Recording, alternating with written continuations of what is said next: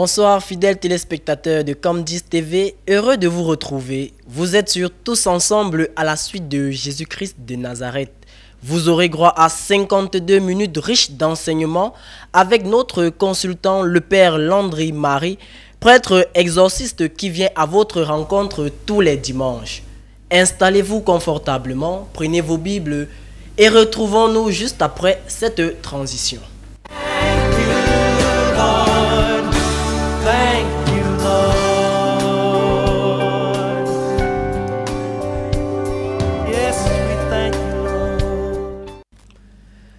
Comme je le disais à l'entame de mes propos, nous sommes avec le Père Landry Marie, prêtre exorciste, qui va nous accompagner durant cette émission. Bonsoir mon Père. Bonsoir Pascal, c'est moi qui vous remercie une fois de plus pour cette invitation encore sur ce plateau. Nous espérons que tous nos fidèles téléspectateurs, au travers des enseignements qui seront déployés ici, vont se mettre à la suite de Jésus et que véritablement ils vont changer complètement de style de vie et que véritablement ils vont mettre Jésus à la première place dans leur vie. Tout en espérant que les fidèles téléspectateurs qui nous regardent soient à la suite de Jésus-Christ de Nazareth comme nous ce soir, mon Père, je vais vous poser cette question. Comment vont vos activités? Alors les activités en général vont assez bien, c'est assez intense quand même parce que de plus en plus nous avons des retours dans le cadre de cette émission et de d'autres émissions sur lesquelles nous sommes sollicités.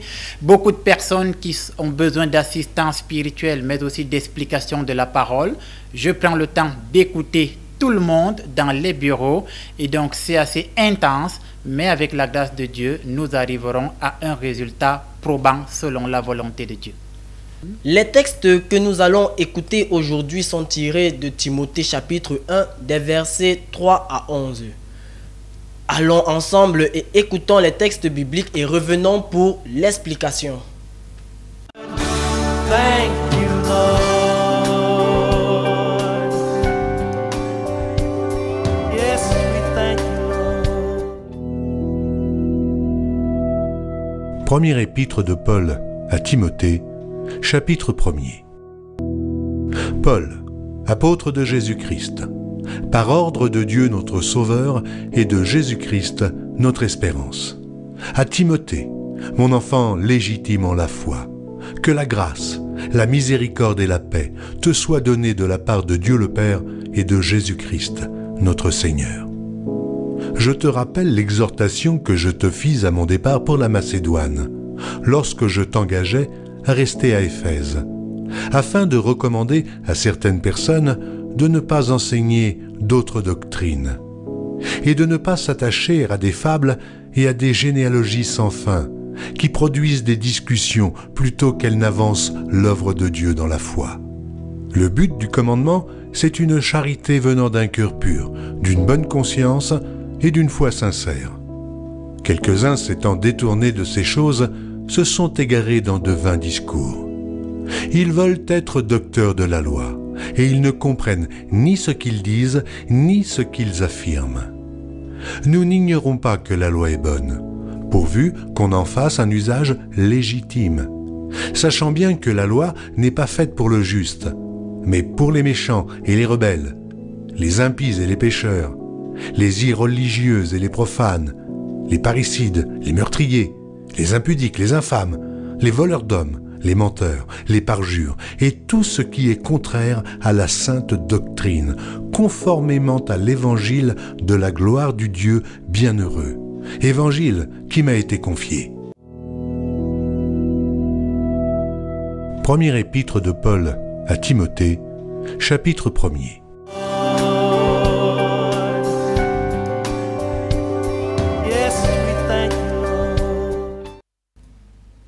Les mauvais maîtres, c'est le thème sur lequel nous allons débattre ou alors que le Père va essayer de nous expliquer aujourd'hui. Mais avant d'entrer, mon Père, j'aimerais vous poser cette question. Qui est le mauvais maître? Alors la question est bien posée, hein, Monsieur Pascal. Qui est le mauvais maître? C'est vrai que les textes que nous avons écoutés déjà épiloguent dessus, mais de façon triviale, de façon généralisée, on peut dire que le mauvais maître est celui qui, ayant reçu un style d'enseignement, ne reste pas fidèle à l'enseignement qu'il a reçu. Il va, je vais dire, changer cet enseignement, il va l'édulcorer, c'est-à-dire le tordre. Il va tordre cet enseignement. Et quand il va se retrouver en face, lui aussi, de nouveaux disciples, il va enseigner autre chose que ce qu'il a eu à recevoir lui-même de son maître. À partir de ce moment, on peut dire de cette personne qu'elle est un mauvais maître. Mais comme vous le disiez, nous sommes donc dans la première à Timothée. Et que tout le monde qui est devant l'écran prenne sa Bible, parce que nous allons essayer d'expliquer ce texte selon les deux grands mouvements qui sont mis en exergue. Et nous rappelons que dans cet extrait de la lettre à Timothée, c'est l'apôtre Paul qui parle et il s'adresse effectivement à son fils Timothée. C'est pourquoi le début de notre extrait de texte commence par une présentation de Paul qui rappelle qu'il s'adresse à son fils Timothée. Et il est en train de dire à Timothée, je rappelle par cette explication ce que Paul a dit pour ceux qui viennent de nous rejoindre. Il est en train de dire à Timothée, lorsque je m'éloignais, je t'ai donné une recommandation de là où tu étais. Et la recommandation que je t'ai donnée était la suivante. C'est Paul qui parle. Il dit, je t'ai demandé de faire comprendre aux habitants de ne pas s'attarder sur des vains discours qui sont liés à l'arbre généalogique, ou alors d'attirer leur attention, de ne pas s'attarder sur de vaines discussions, parce que de vaines discussions n'ont jamais fait avancer l'œuvre de Dieu. Ça, c'est la première chose qu'il lui dit. Et maintenant, il continue en disant, si je t'ai demandé de faire cela à toi, Timothée, c'était pourquoi? C'était parce que je me suis rendu compte, moi, Paul, que comme les gens s'égarent dans de vaines discussions, finalement, chacun d'entre eux va montrer qu'il connaît, qu'il est un docteur de la loi, donc il est un docteur de la connaissance, sans lui-même prendre conscience qu'il ne comprend pas ce qu'il enseigne et que ce qu'il explique est hors de son entendement à lui-même. C'est ce que Paul explique à Timothée. Et il sort à la fin du texte en rappelant à Timothée que quand je te demande de faire ces choses, ou lorsque je te demande d'attirer l'attention des uns et des autres à ce sujet, c'est pourquoi? C'est parce que je voudrais que l'amour seul soit déployé, l'amour dans son authenticité, l'amour dans sa pureté. Et l'amour dans sa pureté, son authenticité ne se déploie pas lorsqu'on essaye forcément de persuader les gens avec de vaines doctrines, avec de vaines discussions. Et il va faire comprendre que toutes ces choses-là, justement, ces vaines doctrines, ces vaines discussions, vont conduire les gens à désobéir à la loi. Et ici, Paul parle de la loi divine qui a été instituée par Dieu et que Jésus-Christ a rappelée par les 4 évangiles synoptiques. Et cette loi divine, il rappelle que la loi que Dieu a donnée n'est même d'ailleurs pas pour le juste. Parce que le juste, étant donné qu'il mène un style de vie qui plaît à Dieu, étant donné qu'il mène un style de vie sobre, étant donné que le juste est quelqu'un qui essaye de faire la volonté de Dieu, il n'est donc pas sous le joug de la loi. Le juste ne fait pas face aux contraintes ou alors à la répression de la loi. Et la loi devient un problème pour celui qui n'est pas juste. Et Paul va prendre des exemples. Il va dire que ceux qui ne sont pas justes, c'est ceux qui sont insoumis. C'est ceux qui sont menteurs. C'est ces personnes qui sont en crainte toujours de désobéir à Dieu. Dans la traduction que j'ai la Bible des peuples, il va même dire que ceux qui ne sont pas justes, ceux devant qui la loi pose problème, c'est toutes ces personnes qui vont assassiner leur père ou assassiner leur mère. Il va rappeler que ces personnes-là donc font face à la problématique de la loi. Et ils vont transgresser la loi et quelque part, ils vont vouloir justifier leur transgression justement par de vains discours. Voilà ce que Paul, en général, essaye d'expliquer. Maintenant que j'ai rappelé de quoi parle le texte, essayons ensemble de poser une interprétation sur ce texte. Et si on essaye de poser une interprétation, Paul est en train de dire dans un premier temps, à toutes les personnes qui m'écoutent à la maison, à vous qui êtes devant votre petit écran, à vous qui allez dans les paroisses, à vous qui êtes engagés dans l'église, à vous qui avez vos activités, je vais dire professionnelles dans la société, mais qui êtes des chrétiens, Paul est en train de dire premièrement ceci. Votre travail à vous les chrétiens n'est pas de discuter de choses inutiles et insensées. C'est ce que Paul est en train de dire de façon simple. Il est en train de dire que les discussions inutiles et insensées sont des discours qui finalement vont vous séparer de Dieu. Je vais prendre un exemple bête. Quelquefois, on entend des gens se poser la question d'où vient Dieu? Mais voilà une question à laquelle vous n'aurez pas de réponse. Pourquoi?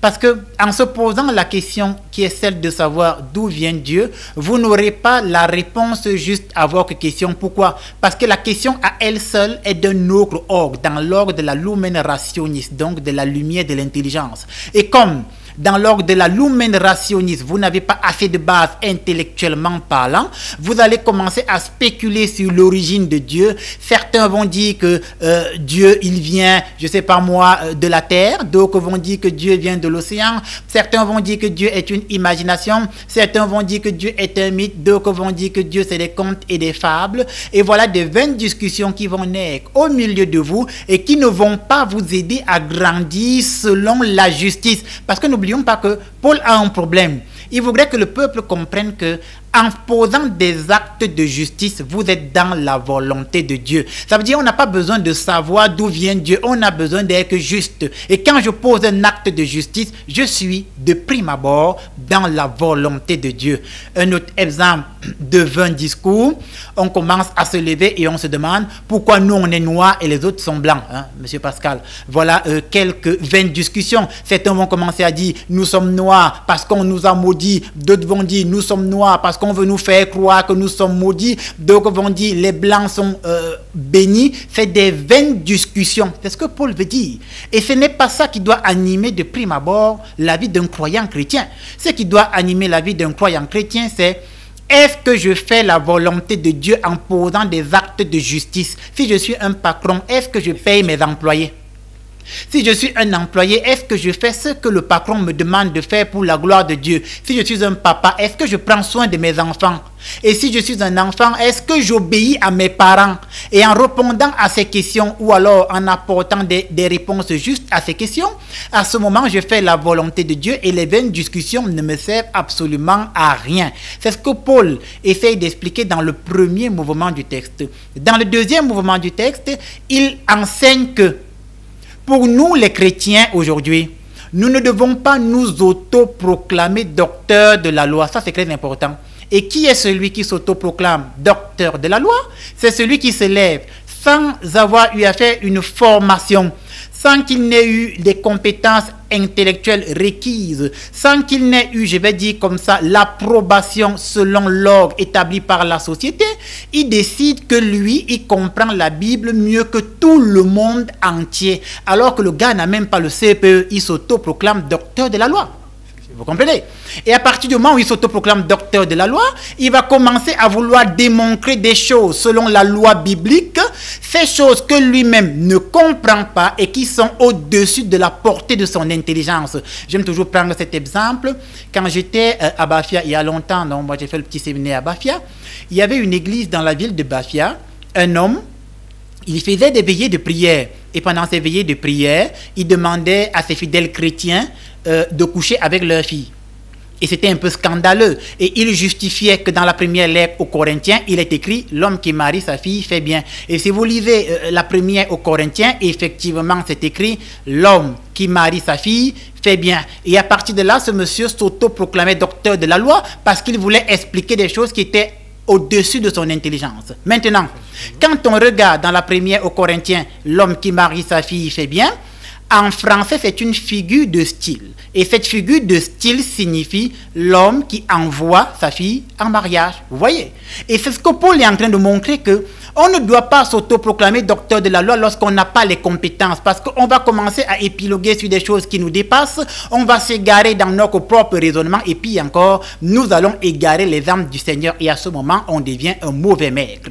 Et Paul, il va achever maintenant en disant que la loi donc qui est donnée pour nous les chrétiens aujourd'hui, lorsque je vis selon la volonté de Jésus, la loi n'est pas un problème pour moi. Que dit la loi? La loi dit tu ne tueras pas. Un bon chrétien n'a pas un problème avec cette loi, pour vous qui m'écoutez à la maison. Parce que quelqu'un qui est normalement constitué et qui vit selon l'Esprit Saint ne pense pas à tuer son frère ou sa sœur. Celui qui pense à tuer son frère ou sa sœur, c'est un sorcier. Et le sorcier commence à avoir un problème avec la loi de Dieu. Un homme qui vit normalement ne se lève pas et se dit, je vais arnaquer mon frère ou ma sœur, je vais arnaquer les autres, je vais arnaquer, je vais dire comme ça, ceux qui sont à mon service. Ça veut dire que ceux qui sont dépositaires du patronat, les patrons de société qui sont des chrétiens, ne doivent pas penser à arnaquer ceux qui sont à leur service. Il n'y a donc que des mauvais patrons et des patrons malhonnêtes qui commencent à retenir le salaire de leurs employés, et quand ils retiennent le salaire de leurs employés, ils deviennent malhonnêtes et pour eux la loi devient un problème. Paul va même expliquer que quelque part la loi devient un problème pour toutes les personnes qui sont irréligieuses. Et le sens du mot irréligieux ici, c'est que Paul voudrait dire que c'est des gens qui ne pratiquent pas la vertu. Un homme qui est marié et qui a 3-4 copines dehors, quelque part, il a un comportement irréligieux parce qu'il ne pratique pas la vertu. Et c'est vice-versa. Une femme qui est mariée et qui a 3-4, je vais dire, compagnons, je vais dire de façon extra-conjugale, quelque part, elle a un comportement irréligieux. Et c'est ce que Paul est en train d'enseigner aujourd'hui. Donc, pour l'interprétation de ce texte, que les uns et les autres retiennent, grosso modo, que nous ne sommes pas là pour nous déployer dans des vaines discussions, nous ne sommes pas là pour nous autoproclamer docteurs de la loi, mais surtout et encore, le bon chrétien qui vit à la suite de Jésus et dans qui l'Esprit Saint vit n'a pas un problème avec la loi, parce que la loi ne trouve problème que chez ceux qui la transgressent, et ceux qui la transgressent sont justement des disciples, je vais dire, des ténèbres, du démon, du diable, du Satan. Voilà ce que je pouvais apporter comme explication de texte en ce dimanche. La parole de Jésus est mon épée, elle est ma flamme, frères et sœurs, et je prie que cette parole de Jésus devienne pour vous une épée, une flamme, et que tous vous vous mettiez à la suite de Jésus-Christ de Nazareth. Merci mon Père pour ces explications, et nous pouvons retenir que pour nous chrétiens, il ne faut pas s'autoproclamer docteur de la loi, effectivement mon Père. Et je voulais un peu revenir à votre petite anecdote sur Bafia, dans la ville de Bafia. Lorsque vous étiez au petit séminaire, mon Père, je voudrais dire que être un mauvais maître entraîne aussi à avoir des mauvais élèves. Oui, des mauvais disciples. Et c'est ce que nous voyons dans la société, parce que ce pasteur, je vais dire comme ça, non, comme vous êtes revenu dessus, effectivement, son église était bondée de monde. Et vous aviez des hommes âgés dans cette église qui forçaient leurs filles à coucher avec eux parce qu'ils disaient, le pasteur a dit que c'est biblique. Et comme le pasteur s'autoproclamait docteur de la loi, ne comprenant pas ce qu'il enseigne et ne réalisant pas que ses propres explications sont au-delà, je vais dire, de son quotient intellectuel, il entraînait justement beaucoup de personnes dans ce mauvais enseignement, et ça revient à votre conclusion. Effectivement, le mauvais maître est celui qui déploie un mauvais enseignement, et le mauvais enseignement est destiné aux disciples, et ça fait des mauvais disciples, et ces disciples eux aussi vont transmettre le mauvais enseignement qui va donc se répandre de génération en génération. Et quelle est la conséquence? On se retrouve dans une société où les gens vont commencer à faire des bêtises, et ils vont décider que la bêtise est une vertu. Ils vont normaliser l'écart, vous comprenez? Et à partir du moment où ils vont normaliser l'écart, ce qui est vertueux va devenir source de condamnation, et ce qui doit être source de condamnation va être pris au sens de la vertu, ce qu'on va appeler un monde dirigé par des antivaleurs. Cela conduit à ce qu'on appelle en philosophie la dérive totalitaire. Voilà ce que je voulais dire à ce sujet. Merci pour ces explications, mon Père. Et pour tous ceux qui aimeraient devenir des bons maîtres, nous vous invitons à aller faire des études approfondies sur la Bible ou sur la parole de Dieu. Et nous remercions encore le Père pour ces explications. Nous allons ensuite passer à la prochaine étape de notre émission. Celle-ci, vous allez voir dans quelques instants un petit élément qui nous envoie sur les activités du Père Landry Marie. Vous allez facilement reconnaître le Père Landry Marie dans ses œuvres. Et pour ceux qui veulent rencontrer le Père Landry Marie, c'est via le numéro WhatsApp qui s'affiche au bas de votre petit écran, sur sa page Facebook ou encore sa chaîne YouTube. Le Père Landry Marie va répondre à tous vos problèmes qui sont des fois des problèmes de spiritualité ou alors autres. Mais avant tout, revenons d'abord et regardons cet élément du Père Landry Marie dans ses œuvres.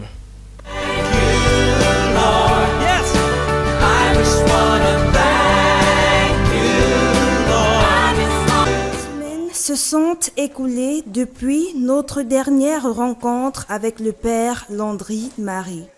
Nous sommes de retour à ses côtés. Cette fois, il arrive pour une intervention particulière au sein de la famille Ngofa. Il est question pour le Père de dire une prière de bénédiction sur leur nouvelle maison qu'ils ont intégrée il y a peu de temps. En effet, le Père de la maison, Hervé Ngofa, après avoir vu l'exorciste à l'œuvre, a pris contact et s'est fixé un rendez-vous. L'exorciste, dans une concentration qui lui est propre à ces moments-là, va lui-même dresser de manière ordonnée l'autel sacré du Seigneur. Une fois cette étape achevée, le Père va apposer de l'huile d'onction sur chaque habitant de la maison et débuter l'exorcisme de l'eau. Ensuite, suivra la célébration eucharistique. Au cours de la messe, Père Landry va enseigner aux habitants de la maison à bien prier et surtout toujours donner la première place à Jésus-Christ. Il va également, pendant la messe, faire des intercessions fortes pour cette famille qui demande l'aide de Dieu. Après ce message évangélique, l'exorciste va procéder à la bénédiction de la maison en aspergeant de l'eau exorcisée dans tous les coins et recoins. Et, sous l'injonction de l'Esprit Saint, le rituel se poursuivra jusqu'aux alentours et aux toilettes externes de la maison. Le but ? Détruire toute présence fétichiste qui pourrait s'y cacher ou s'y introduire. Une fois de retour à l'intérieur, le Père va prier sur tous les membres de cette famille en leur imposant les mains. Il ordonnera avec autorité que dans leur vie, les blocages, les maladies mystiques, les échecs à répétition ou encore les maléfices de tout genre s'éloignent d'eux par la grâce du Saint-Esprit et la protection des anges. Au vu de toute cette expérience dans la prière avec le plus grand exorciste du Cameroun, les parents donnent leurs impressions et leurs ressentis immédiats. Vraiment, mon âme est en joie parce que franchement, aujourd'hui, je ressens un bonheur immense. Je ressens vraiment la présence de Dieu dans ma vie, ce que je n'avais pas ressenti depuis longtemps.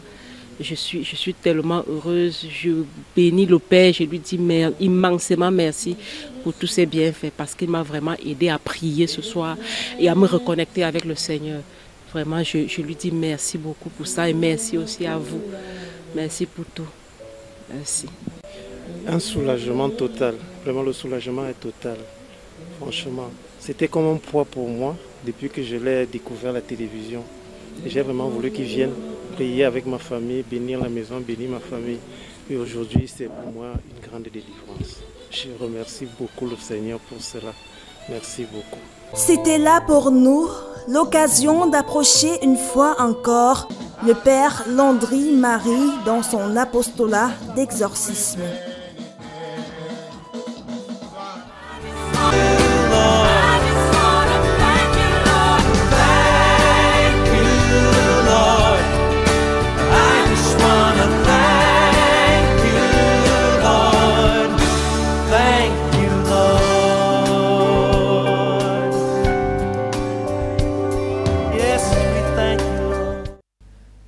De retour sur ce plateau, nous avons pu voir les activités ou les œuvres du Père Landry Marie sur le terrain. Fidèles téléspectateurs, nous allons à présent passer à la deuxième partie de notre émission qui est consacrée aux questions-réponses. Cette partie que vous connaissez très bien. Vous envoyez vos questions sur le numéro WhatsApp du Père ou sa page Facebook ou sa page YouTube. Et son communicant ou bien sa communicante a cette opportunité de relever les questions afin de nous les apporter ici. Mon Père, il y a tellement de questions et nous allons prendre la question de Marc. Marc qui dit « Mon Père, aidez-moi du jour au lendemain Ma fille âgée d'une vingtaine d'années a commencé à manifester des signes de possession à l'hôpital. Des signes de possession, autant pour moi. À l'hôpital, rien de probant. Mais les manifestations s'accentuent de jour en jour. Les prêtres et les pasteurs m'ont dit qu'ils ne pouvaient pas m'aider. Mon père, que pouvez-vous faire pour nous? C'est Marc. Si nous voulons apporter des éléments de réponse à la question de Marc, sa fille du jour au lendemain manifeste des signes de possession. Il rappelle que sur le plan médical, ils n'ont rien trouvé. Ils n'ont rien trouvé. Et il s'est retourné vers quelques hommes de Dieu, on va dire comme ça, des pasteurs ou des prêtres. Et la situation s'empire. La première chose qu'il faut faire, c'est se mettre en prière. Ça veut dire que si vous me demandez conseil, je vous dirai, Marc, il existe ce qu'on appelle des neuvaines de combat, notamment des neuvaines dévotionnelles à Saint Michael Archange. Et nous rappelons que au sens de l'enseignement doctrinal chrétien, Michael Archange est l'archange qui combat parce que son nom signifie la force de Dieu.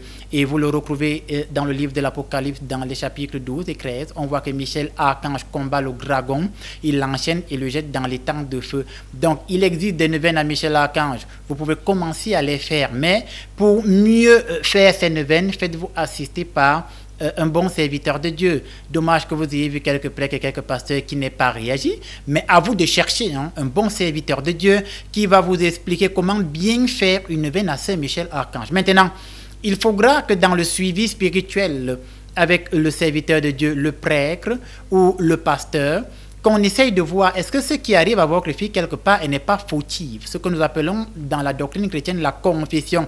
Parce que si votre fille est allée signer une alliance ténébreuse ou un pacte bizarre, ou alors a accepté, je vais dire, de se retrouver dans une assemblée ésotérique et qu'on lui a donné un prix à payer et que finalement elle n'a pas été à la hauteur de payer le prix, c'est normal que du jour au lendemain elle débloque et que on lui réclame ce prix en voulant prendre son âme. Et pour qu'on puisse l'aider, il faudra que quelque part, elle puisse se confesser. Si cela est fait avec un bon suivi spirituel et que finalement vous mettez la main sur un exorciste, quand il va faire des séances d'exorcisme, c'est sûr que le démon, le diable, Satan ou cette alliance sera brisée et certainement votre fille retrouvera la santé. Soyez bénis et que Dieu vous donne la force de trouver un bon serviteur afin de mettre en pratique la méthodologie que je viens de vous recommander. Merci mon père pour avoir répondu à Marc par rapport à sa préoccupation. Nous avons encore une autre question, mais celle-ci nous vient de Bernard. Bonsoir mon père, rien ne va dans ma vie, je suis victime de possession, de rejet, échec, de malchance, de voile mystique. Que dois-je faire pour sortir de cette spirale? Pouvez-vous m'aider? Alors, chaque fois que j'écoute ce genre de questions, je dis toujours... Rien ne peut ne pas aller dans la vie d'un bon chrétien. C'est-à-dire, c'est toujours. Et il y a beaucoup de gens qui viennent au bureau, ils commencent leur entretien avec moi par cette magnifique phrase: mon père, rien ne va. Mon père, tout est bloqué. Mon père, c'est grave. Non, non. Et moi, je dis toujours non. Dans la vie d'un bon chrétien, rien ne peut ne pas aller. Tout ne peut pas être bloqué dans la vie du bon chrétien. C'est impossible. Ça veut dire que dans sa vie chrétienne, il y a quelque chose qui ne va pas. Vous comprenez? Et s'il y a quelque chose qui ne va pas dans sa vie chrétienne, ça veut dire que dans sa relation avec le Christ Jésus, il y a quelque chose qui ne va pas. Donc, si rien ne va de prime abord, je me pose la question, est-ce que j'ai une bonne relation avec Dieu Tout-Puissant? Est-ce que j'ai une bonne relation avec le Christ Jésus? Est-ce que je donne au Christ la première place dans ma vie? Je prends un exemple. Il y a quelques années, une femme vient dans mon bureau et me dit: mon père, rien ne va. C'est grave, c'est terrible. La sécheresse financière veut ma mort. Mon père, quand tu me vois, tu sens que mon deuxième nom, c'est la galère. Ça ne va pas. Donc, je l'écoute. Elle finit d'expliquer son problème et je lui pose une question: madame, est-ce que tu es mariée? Et cette femme, elle me dit: écoute, mon père, je ne suis pas vraiment mariée, mais je sors avec un homme. J'ai dit: d'accord, il n'y a pas de souci, la mère. Et l'homme avec qui tu sors, est-ce qu'il est marié? Elle me dit oui. Donc, elle sort avec un homme marié et elle se plaint que rien ne va dans sa vie. Vous voyez? Elle-même, elle crée le désordre dans la vie d'une autre femme et elle voudrait que Dieu la bénisse, elle. Comment Dieu va bénir une femme qui elle-même nuit aux autres? Comment? Mais c'est normal que rien n'aille dans sa vie, vous comprenez? C'est normal que rien n'aille. Ça veut dire que dans sa relation avec Dieu, il y a quelque chose qui ne va pas. Ça veut dire que c'est une femme qui elle-même, dans son intérieur, est hypocrite parce qu'elle sait que ce qu'elle fait est mal. Elle prend les maris des autres, elle s'accapare des maris des autres, elle crée les problèmes dans le foyer des autres. Elle est à l'église tous les jours pour dire au Seigneur, bénis-moi. Elle ne voit pas la bénédiction de Dieu. Elle vient me voir et me dit, fais quelque chose. Voyez? Or, le problème, c'est qu'il faut qu'elle change. Et c'est ça qui est important. Il faut changer. Donc, pour répondre à la question du frère, quand vous dites que rien ne va, il faut regarder, est-ce que quelque part dans ma relation avec Dieu, est-ce que je n'ai pas fauté? Et si ce n'est pas moi qui ai fauté, est-ce que mes parents n'ont pas fauté? C'est extrait du livre de l'Exode. Exode 25, il est écrit, à cause de la faute de leurs parents, je laisserai le châtiment s'abattre sur les enfants, les petits-enfants et les arrière-petits-enfants après eux. Donc il y a des gens qui n'ont pas fauté, mais leurs parents ont fauté. Leurs ancêtres ont fauté, leurs aïeux ont fauté. Il naît dans une famille où le châtiment s'abat, quand il atteint un certain âge, il ne bouge plus. À partir de ce moment, il faut demander pardon à Dieu pour cette mauvaise relation que les parents avaient afin que le châtiment ne s'abatte plus sur vous. Maintenant, au frère ou à la sœur qui a écrit, je te conseillerais, si tu veux me rencontrer, tu peux toujours appeler, nous allons nous asseoir, nous allons en parler et s'il faille déclencher un suivi spirituel, nous allons déclencher un suivi spirituel pour renouer ta relation avec Dieu et quelque part pour éloigner de toi le châtiment divin qui peut remonter à tes ancêtres ou à tes aïeux. Que Dieu te bénisse. À toi qui as posé cette question. Nous rappelons aux fidèles téléspectateurs que ceux qui aimeraient rencontrer le Père Landry Marie, c'est tous les mardis et jeudis dès 10h dans ses bureaux ou bien dans ses locaux au quartier Siméon. Nous allons prendre la prochaine question qui nous vient du Gabon. Bonsoir mon père, je vous écris depuis le Gabon. Je ne comprends pas. Tout est bloqué dans ma vie. Je traverse des situations difficiles. Les enfants ne travaillent pas. Moi-même, maladie sur maladie. Que faire? De quelle manière pouvez-vous nous aider? C'est le cri de toute une famille, mon père. Alors, je le disais tout à l'heure que quand rien ne va, il faut essayer de se poser la question, quelle est notre relation ou quelle est ma relation avec Dieu? Comme vous dites que c'est le cri de toute une famille, la bonne question à se poser, est-ce que cette famille est une famille chrétienne qui s'est mise à la suite de Jésus? Est-ce que dans cette famille, on prie le Seigneur en esprit et en vérité? Parce que quand elle dit, les enfants ne travaillent pas, cela suppose que ces enfants ont déjà atteint la majorité. La question à se poser, est-ce que ces enfants-là eux-mêmes sont des chrétiens? Est-ce qu'ils croient en Dieu? Parce que si ton fils, ta fille a 30 ans, 28 ans, 29 ans, et que lui, il ne croit pas en Dieu, et il n'accepte pas la présence de Dieu dans sa vie, comment veux-tu que Dieu puisse le bénir? Ou comment veux-tu que Dieu puisse la bénir? Parce qu'elle a atteint un âge où c'est elle qui décide de ce qu'elle fait. Et souvent, les parents ont ce problème qui consiste en ce que ils veulent que Dieu vienne en aide à leurs enfants alors que les enfants ont atteint l'âge de choisir. Mais si ton enfant a décidé de choisir les forces occultes, qu'est-ce que tu peux y faire? C'est son choix. Je ne dis pas que c'est le cas de cette famille, mais si ces enfants ne prient pas, comment Dieu va-t-il les bénir? Maintenant, la dame dit qu'elle est malade tout le temps. Je rappelle que il y a un mauvais enseignement, je l'ai déjà dit sur ce plateau, je le redis encore. Et comme j'aime à dire, repetitio est mater studiorum, la répétition est la mère des sciences.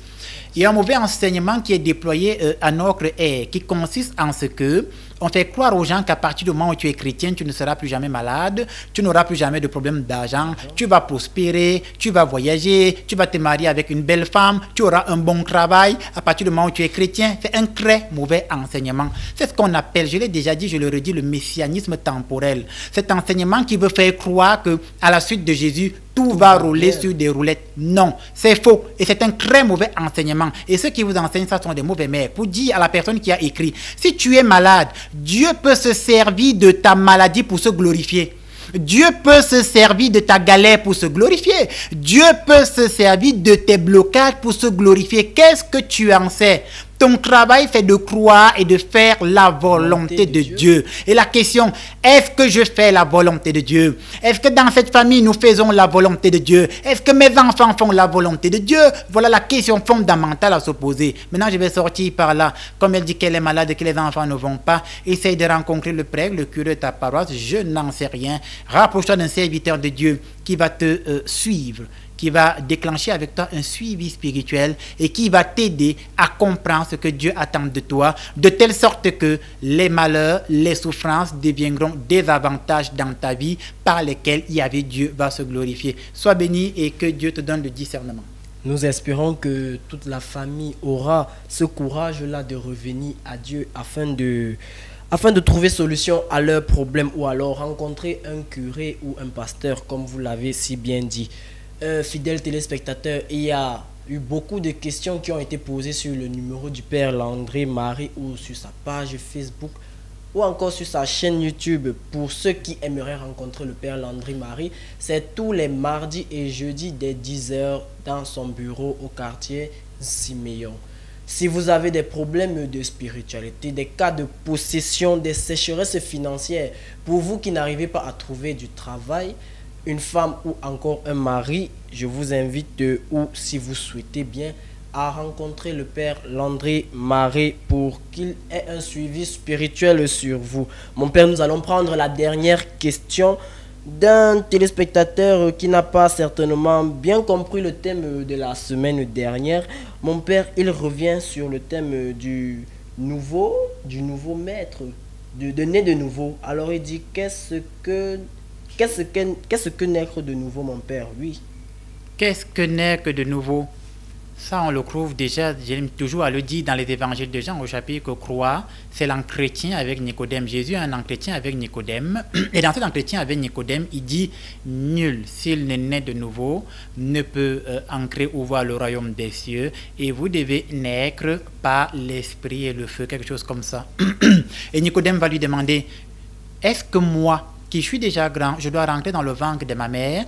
Et Nicodème, qui était un docteur de la loi, justement, parce que Nicodème était un grand enseignant dans le temple, Jésus va lui dire, toi, tu es docteur de la loi à Jérusalem et tu ne comprends pas ces choses-là.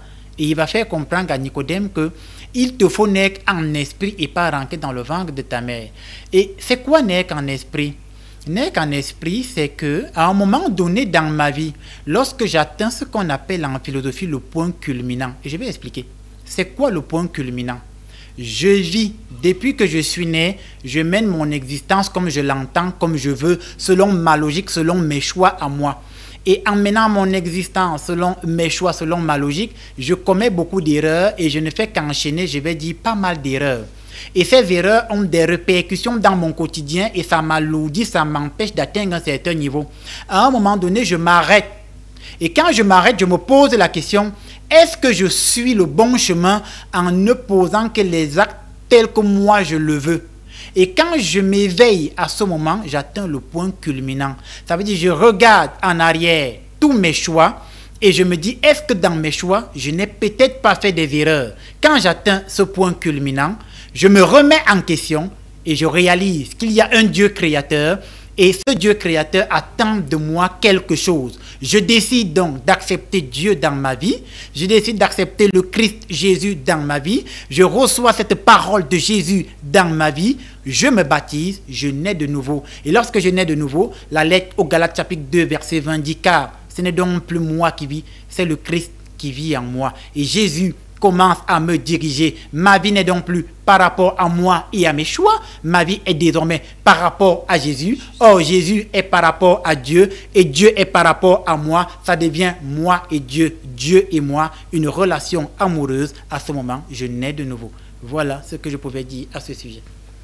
Tout en espérant que tous les fidèles téléspectateurs ou bien toutes les personnes qui ont posé des questions ont été satisfaites, mon Père. Nous allons prendre ce deuxième élément ici qui nous parle de la grande famille de l'église orthodoxe au Cameroun. Allons donc à la découverte de l'église orthodoxe au Cameroun dans ses activités et revenons après.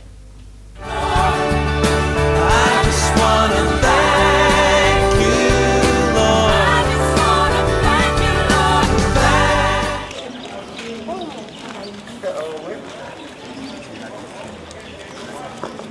De nouveaux hommes ont été consacrés au service religieux dimanche dernier. C'était au cours des ordinations à la basilique Saint-Jean-Baptiste d'Équier, église orthodoxe de la Fraternité Sainte Famille de Nazareth. était concerné un prêtre du diocèse, des diacres et des sous-diacres.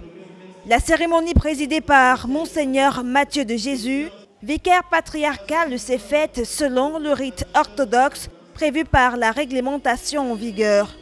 Au cours de la célébration, le célébrant, accompagné des autres prêtres du diocèse, transmettront, par la grâce de l'Esprit Saint, la succession apostolique aux nouveaux hommes de Dieu. Le procédé s'est fait par imposition de main. Le tout en présence du gouverneur de la région du Centre, Nasri Paul Béa, en sa qualité de représentant personnel du chef de l'État.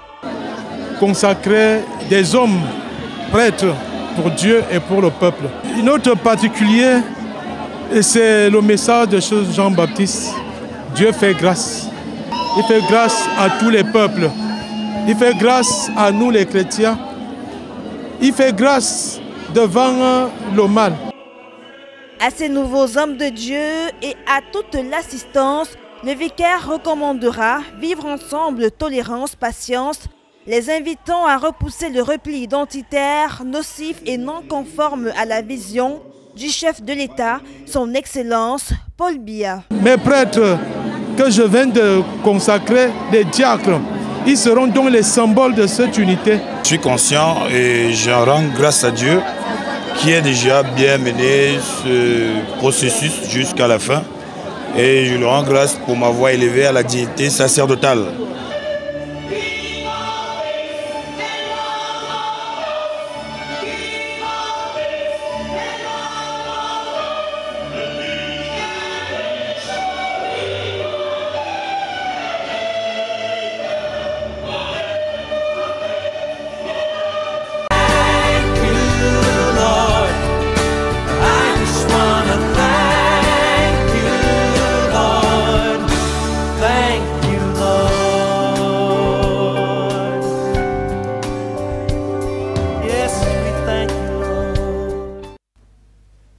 Nous sommes avec le Père Landry Marie et nous avons pu vivre les activités de la grande église orthodoxe du Cameroun, tout en espérant que les fidèles chrétiens ont constaté avec nous que de ce côté, ça évolue. Nous allons enfin passer à la dernière partie de notre émission. Elle est consacrée à l'intercession. Je vais donc demander au Père Landry Marie de nous donner ou bien d'envoyer à travers sa bouche des prières de bénédiction pour vous, fidèles téléspectateurs qui nous regardez, et pour tous ceux qui sont malades. Mon Père, merci d'avance. Chers amis téléspectateurs, nous fermons les yeux, nous baissons la tête et au nom de Jésus notre Seigneur et notre Maître à tous, nous prions. Seigneur, je prie pour toutes les personnes qui nous ont regardés et qui assistent à ce programme, toutes ces personnes qui ont des blocages, qui n'arrivent pas à évoluer, qui déposent les dossiers et les dossiers ne trouvent pas une fin. Toutes ces personnes qui ont été formées mais qui ne trouvent pas un emploi. Toutes ces personnes, Seigneur mon Dieu, qui se battent au quotidien mais ne reçoivent pas l'équivalence de leurs efforts déployés. Que par le nom de Jésus-Christ de Nazareth, tous les blocages sur le plan professionnel dans votre vie soient brisés au nom de Jésus-Christ de Nazareth. Seigneur, je prie pour toutes ces personnes qui dans leur maison sont persécutées, soit par leurs frères, soit par leurs sœurs, soit par les oncles, soit par les tantes. Toutes ces personnes qui sont persécutées, je prie que par autorité de Jésus-Christ de Nazareth, toute persécution familiale qui se répandait sur vous soit stoppée net et qu'il n'y ait plus aucune influence de cette persécution dans votre vie. Au nom de Jésus-Christ de Nazareth. Seigneur, je prie pour toutes ces personnes devant qui ou sur qui on a mis un voile satanique et mystique et au travers de ce voile, ils n'arrivent pas à évoluer et à grandir et tout ce qu'ils entreprennent ne porte pas du fruit. Que par le nom de Jésus, tout voile mystique et satanique mis sur vos visages soit déchiré et que la lumière du Christ brille sur vous par le Père, le Fils et le Saint-Esprit. Seigneur, je prie pour toutes ces personnes qui ont regardé ce programme, qui ont des maladies chroniques, des maux de ventre mystiques, des maux de tête mystiques, qui ont toutes sortes de maladies chroniques qui les suivent depuis des années. Que par le nom de Jésus de Nazareth, toute maladie mystique ténébreuse qui vous suivent lâche prise au nom de Jésus-Christ de Nazareth. Enfin, Seigneur, je prie pour toutes les personnes qui regardent ce programme mais qui mangent dans les rêves, à qui on donne des repas dans les rêves, à qui on donne à manger de la chair humaine, de la viande ou du sang humain, que par le nom de Jésus-Christ, tous ces repas mystiques que vous avez consommés,